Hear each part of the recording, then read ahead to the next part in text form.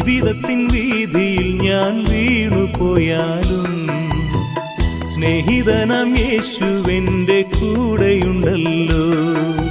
ഇരുൾ നിറയും യാത്രയിൽ ദിശ മറന്നാലും വെളിച്ചമേകി യേശുവെന്നെ വഴി നടത്തിയിടും.